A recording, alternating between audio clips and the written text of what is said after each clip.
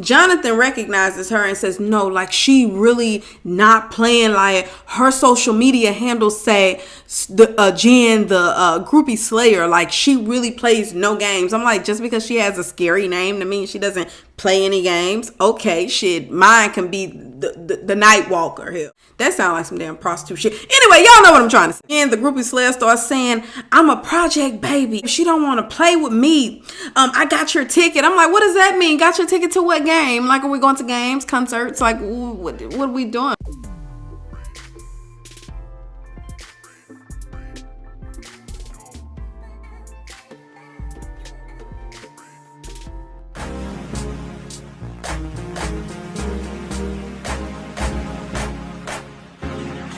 Just talk. Can we just talk about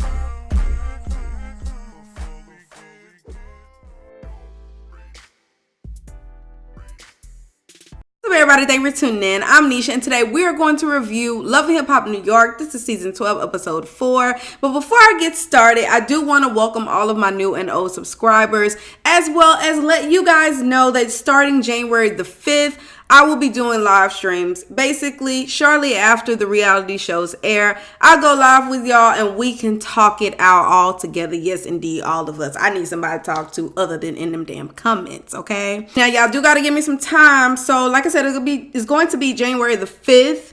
And about 30 minutes past the hour, maybe 45 minutes. I don't know, y'all. I'm going to try to be consistent with 30 minutes past the hour. Just give me some time to get my kids and my husband situated if he is here that day. And yeah, I'm really excited about it. It'll be new, okay? Y'all know I usually don't go live over here. So shout out to the people that did encourage me to go live, and for everyone that participated in the poll that I put on my community feed earlier today. Now, y'all know we started the episode off where we left last week, and that was with Chrissy and Yandy. They were having a few words because, see, Yandy is starting to backtrack a little bit, okay? Now, she wants us to believe that when she made the comment about the blogs and how the home is in foreclosure and that this happened around the time that she stopped managing Jimmy, see, she wants us to believe that that was just a friendly observation. I meant nothing by that. I hooped shade where? I was not throwing shade. What does that even mean? I was just making a comment. And see, Kimbella is taking this all out of proportion. She's blowing it all out of proportion, honey.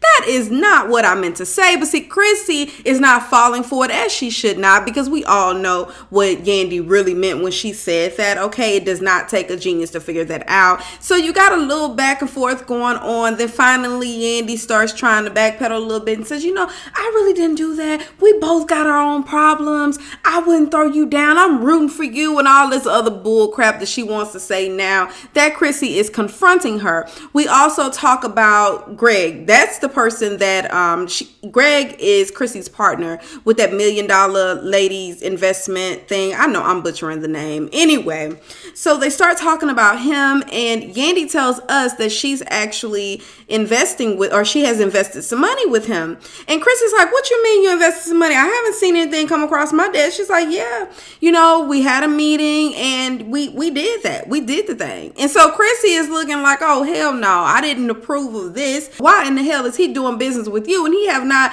sought my approval on this. And Chrissy's like, Yandy's like, I don't know, but you know, yeah, that's what happened. So we go over to Joe and Tahiri, and basically Tahiri wanted him to come out to the shop because she's like, look, you need to find you something to wear, and I need to help you because your fashion sense has went straight out of the window. He blames it on drugs. He says drugs messed up his relationship with people as well as his fashion sense, okay? And so she's trying to help him with that. Now, everybody know this is a relationship that is going to be very, very messy very, very soon. Erica, with her sloppy self, trying to get y'all to be cool, or y'all both single, so single people can mingle. Now, she thinks she can play matchmaker and get y'all back together. That was super messy. I don't know why she would do that, but yes, I do know why she would do that, because she's trying to get under Sin's skin. So we're moving over to Yandy, who's having a little kickback. She got Sin, Jonathan, Juju, Janoski, and Rich rich there. She tells us that Janoski does need a little grooming, but as far as talent, she's very talented. She tells us that she wants to work with Safari, and then Yandy is like, girl, that's real cute. But we all know that Erica is not going to allow that to happen. Erica is controlling. She wants to be around whoever Safari is around. She's trying to guard that Tita-Whacker as much as possible, honey. We also talk about how Yandy says she'd have met Erica 3 times, and each time it's been a story to tell. The first time was when Erica wanted to join the roster. The second time was when she introduced Erica to Rich, and we all know how that ended. And the third time was when she brought Kimbella and Erica together, and they ended up fighting, okay? So she says, you know, it's always something with Erica. For some reason, she does not like me, and ever since she's been around, my friend have not been my friend anymore. And you know, I would feel some way too. If I'm real cool with a dude, and then all of a sudden, he just stopped. You know, I'm not into you romantically. I have my man, but we're like brother and sister. And then when your new girl come around, you all of a sudden want to act like we don't have a relationship. That would make me feel some sort of way. Asha introduces us to his baby mama, Jen, the groupie slayer. And he tells us that she's a stay-at-home mom. She's very loyal. They've been together for a very long time. And he is now trying to move his family out of the ghetto into a better situation, which is New Jersey. He says it's really hard because he's an up-and-coming, not a rapper. Well, he is a rapper, but he does the producing and stuff like that. And so he tells us, you know, it's really hard with only his income because his baby mama, she stay at home. Now, what I'm confused about, okay, I don't know entertainment business. If you know anything, comment down below, let your girl know, okay? But what I'm trying to figure out is, how is he a new artist? And the only song I know from you is Wait, Wait a Minute, okay? Which, no, who's listening to the song anymore? And you're not really a well-known artist, but you're already trying to sign artists and build a record label. And then you had a nerve to say that, oh yeah, I told Janoski that the budget is open. How can you afford this when you just said in the previous sentence that money is a little tight and you're trying to move them out the ghetto to a better location, but it's a little hard because you're the only one working? How does that even make sense? I'm trying to figure it out. Y'all let me know. But what we did find out is that his baby mama Jen does not care for Janoski. And when I saw how Janoski acted a little bit later on, I can see why, because she doing too much. So we got crybaby Erica sitting on the couch and she's stressed out, okay? She is pregnant. She's trying to plan his wedding in 3 weeks. And Safari walking around here like he got 99 problems, but the wedding ain't one. And she does not understand why he's not as stressed out as she is. Then he says, you know, I've been stressed out about this wedding since the very beginning. This wedding has given me a headache. Then she starts crying and says, are you saying you don't want to be married anymore? Girl, why the hell did you get that out of that? He said that he's just been stressed, as you are sitting here stressed yourself. But you want to automatically feel like he doesn't want you. See, I feel like it's because she's been damaged in the past and she keeps thinking that this man is just going to leave her just like everybody else did. He's trying his hardest. He's being patient, trying to prove to her that he really loves her and wants to be with her, and she has the baby and she's going to have the ring, and he just wants her to know, look, it's not even about that. I'm just saying I'm just as stressed as you are. So she brings up Yandy and the fact that every single time she walks up, they walk off. They act like it's like this big secret. They can't talk around her, and she wants to know why. Is it because she wants him? Why else would she do that? No, girl, why does it always have to be because she wants him? Maybe they just don't feel comfortable talking around you because you always want to pop off. But anyway, apparently Safari hadn't made the decision on whether or not he's going to invite her to the wedding. Now, I automatically felt like that would be a bad thing. If you do not invite her to the wedding, what does that really say about you? You have allowed this woman to come into your life and basically cause a division between you and all your friends and people that you associated with before she came into the picture, which is always a problem. He's like, you know, I made a decision that she's not coming. And I was like, what? Y'all know good and well that Chrissy could not wait to meet with Greg so that she can tell him, look, I don't know what this is, but I didn't know anything about you working with Yandy, and she's told me this, and I need to figure out what's going on and why I don't know about it. So he told her, well, yeah, I met with her, but it was just kind of like she told me what she wanted to do, that she wanted to invest. I told her, you know, some information, and I told her to let me know whenever she's ready to move forward. So then Chrissy's like, so you mean to tell me like y'all haven't officially done anything? He said, no. For some reason, y'all, I do not believe him. I don't believe him. I know that y'all say that Yandy can be liars or whatever, I just believe that he's not being 100% truthful when he's talking about this situation. So Yandy goes to meet with the mayor of Newark with her business partner Jamila, and I'm going to ask, since nobody else wants to ask, okay, when the hell do government employees become a part of the Love and Hip Hop franchise, okay? Is this going to be a new reality thing? Is that even legal for them to be on there as mayors? I mean, y'all come in and let me know. But anyway, we're talking about her investing in the low-income housing, and she says that she's going to create all these jobs for the people in the low-income communities, and she's going to educate them as well, teach them a trade. You got your carpentry, your painters, what else she mentioned, welding and stuff like that. She wants to train them, employ them, and that way she can continue to give to give back to the community. I think it's a really good thing. It seems like she's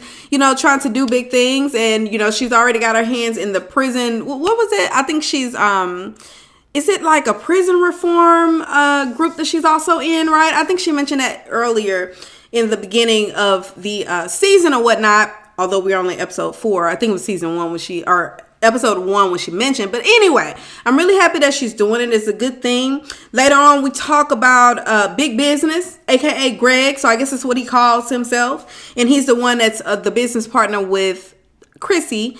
And she said, yeah, Jamila was like, remember when the last time we met, we took a picture and I posted it on my social media, and then he reposted it. But then shortly after that, he took it down. She was like, oh my gosh, that's so weird, because I was talking to Chrissy and she made it seem like it was a big deal with me doing, work with him, like me partnering with him. I didn't understand where that came from. And she feels like Chrissy is just hating on her, okay? Is it a competition?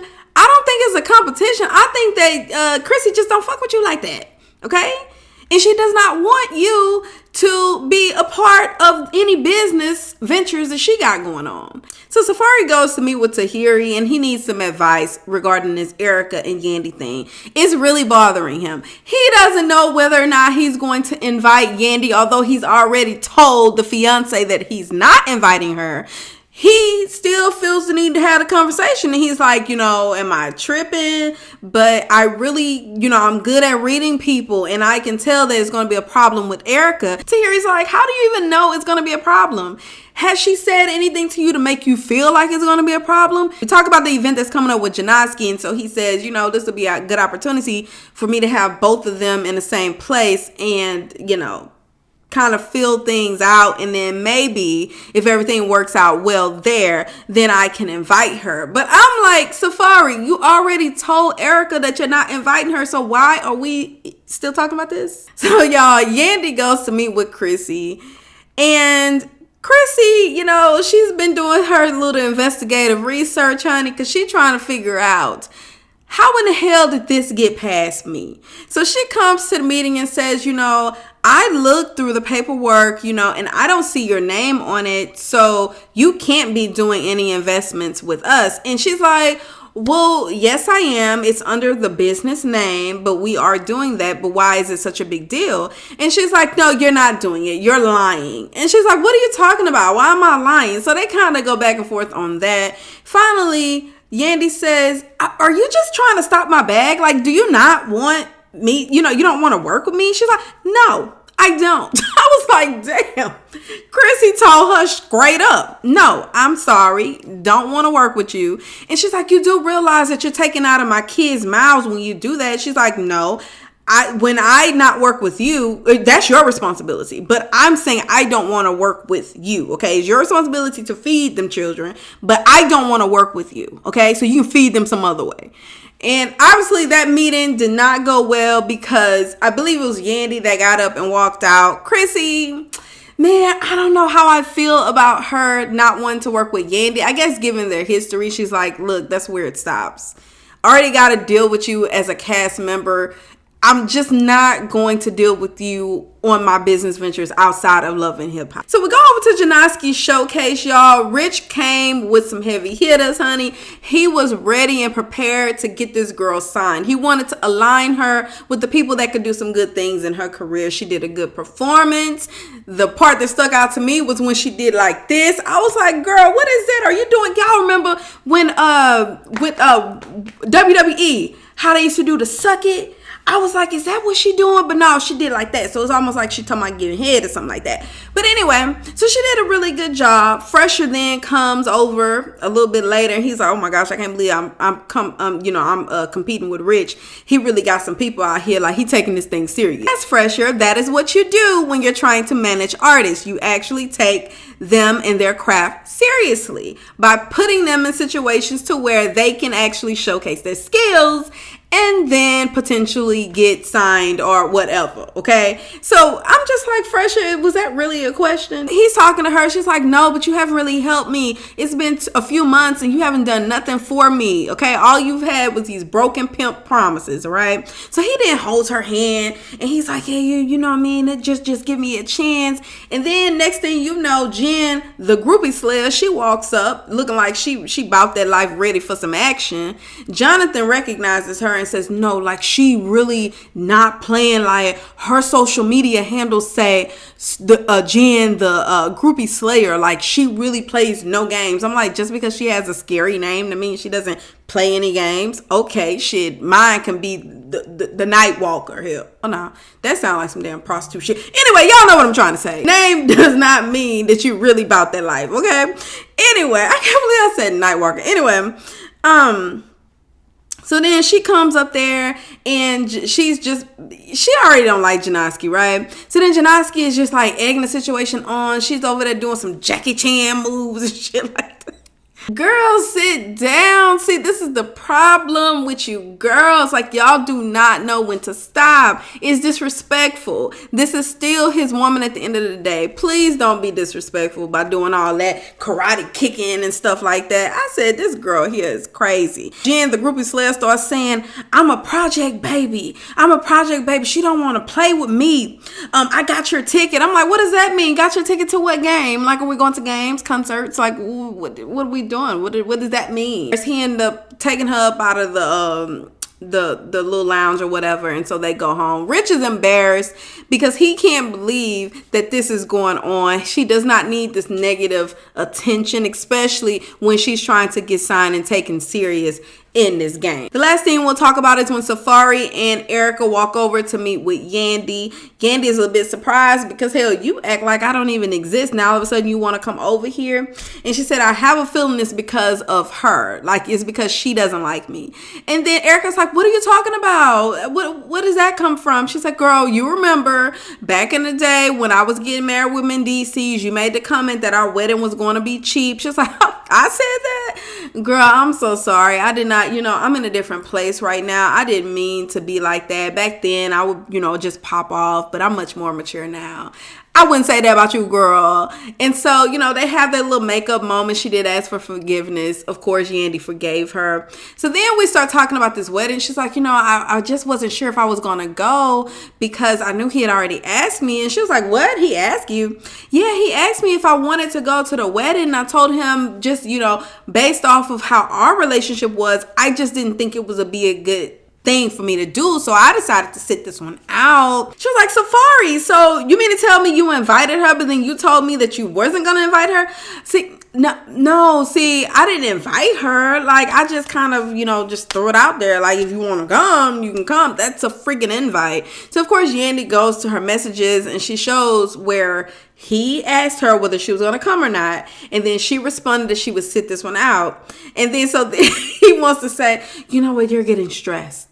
Let's think about the baby right now. You're stressed. You shouldn't be stressed out. And she's like, I'm pissed. Take me home because I can't believe you would make it seem like you didn't invite her. But then all of a sudden, I hear that you did invite her. Okay, so she's pissed off at him. But that's just how men are, yo. I got a brother-in-law that would do some stupid shit like that. pisses my sister off. People like, no, I didn't know. I didn't know. Anyway, y'all, that's pretty much all I have for this review. Get into the comments. Let me know what y'all think. And until next time, bye. I'm ready to go. This tea is super hot. I'm about to rush. I'm back, 3 feet, no pressure.